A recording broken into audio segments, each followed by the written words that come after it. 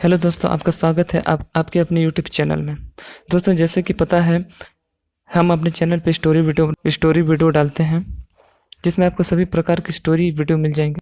दोस्तों, आज मैं एक नई स्टोरी लेके आया हूँ, जिसमें हम महाभारत के मुख्य किरदार अभिमन्यु के बारे में आज स्टोरी में पढ़ेंगे। दोस्तों, अभिमन्यु के बारे में तो जानते ही होंगे, कैसे महाभारत में उसे छल से मारा गया। आइए उसी के बारे में आज जानते हैं और स्टोरी के रूप में उन्हें पढ़ते हैं और देखते हैं कि अभिमन्यु के साथ क्या हुआ। तो बिना टाइम वेस्ट किए ये दोस्तों शुरू करते हैं।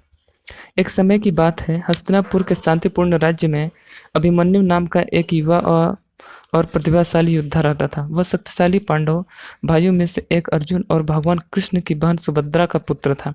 अभिमन्यु के पास तीरंदाजी और युद्ध कला के अद्भुत कौशल था और उसकी प्रसिद्धि दूर दूर तक फैल गई थी।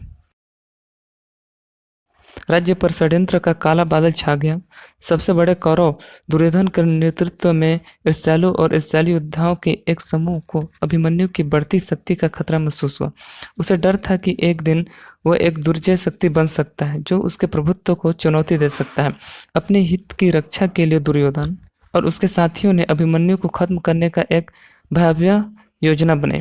वे जानते थे कि वह न केवल कुशल था, बल्कि अपनी उम्र से कहीं अधिक बुद्धिमान भी था। उसने अपनी माँ के गर्भ में ही युद्ध की कला सीख ली थी, इसलिए उन्हें चक्रव्यूह के एक जटिल और अभेद युद्ध संरचना के दौरान उस पर हमला करने की रणनीति तैयार की। जैसे जैसे कुरुक्षेत्र का युद्ध दिन चक्रव्यूह निर्माण का दिन आ गया।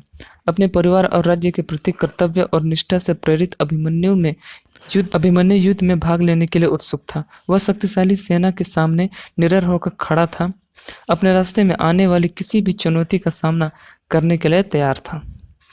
उसके पिता अर्जुन को दैवीय हस्तक्षेप के कारण युद्ध के मैदान से अलग कर दिया गया था और अभिमन्यु को इस कठिन कार्य का सामना करने के लिए अकेले छोड़ दिया गया था। जैसे ही वह चक्रव्यूह में बहादुरी से लड़ने लगा, उसे एहसास हुआ कि उसके दुश्मनों ने उसे जानबूझकर छोड़ दिया था और अलग थलग कर दिया था। अद्वितीय कौशल और दृढ़ संकल्प के साथ अभिमन्यु ने जमकर संघर्ष किया, लेकिन परिस्थितियां उसके विपरीत थी। दुर्योधन की योजनाओं ने चक्रव्यूह से निकलने के उसके ज्ञान की कमी का फायदा उठाते हुए उस पर हर तरफ से लगातार हमला किया।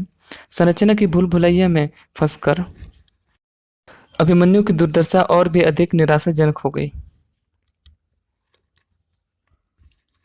इस बीच पांडव भाई और भगवान कृष्ण, जो अन्य युद्ध में लड़ रहे थे, को सामने आ रही त्रासदी के बारे में पता चला। वे अभिमन्यु को बचाने के लिए वापस दौड़े, लेकिन भाग्य कुछ और ही मंजूर था।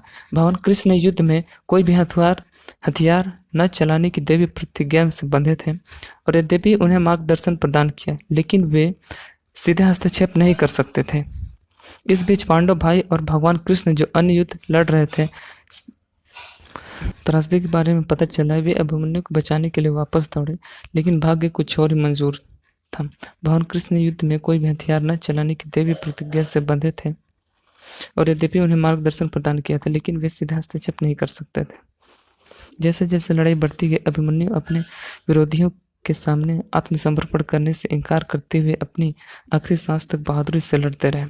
वह साहस और दृढ़ संकल्प की प्रतिज्ञा बन गया, लेकिन अफसोस हुआ उस अहंकारी साजिश का शिकार हो गया, जिससे उसकी जिंदगी को समय से पहले खत्म कर दिया।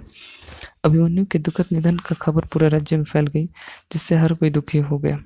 उसकी मृत्यु युद्ध की कठोर वास्तविकता की याद दिलाती है, जहां सबसे प्रतिभाशाली और महान योद्धा भी काले इरादे और दुर्भावनापूर्ण साजिशों का शिकार बन सकते थे। राज्य ने इस युवा नायक की मृत्यु पर शोक व्यक्त किया और उसकी स्मृति बहादुरी और विश्वासघात की कहानी के रूप में जीवित रही। आने वाली पीढ़ियां अभिमन्यु के बलिदान को याद रखेगी। उन्होंने इतिहास से सीखने और छल और ईर्ष्या से मुक्त दुनिया के लिए प्रयास करने का संकल्प लिया।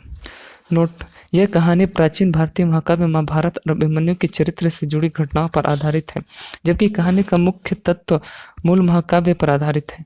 कहानी कहने की शैली और प्रस्तुत मौलिक कहानी है। कहानी को किसी भी कॉपीराइट का उल्लंघन किए बिना एक अद्वितीय कथा सुनिश्चित करते हुए यहाँ दोबारा बताया गया।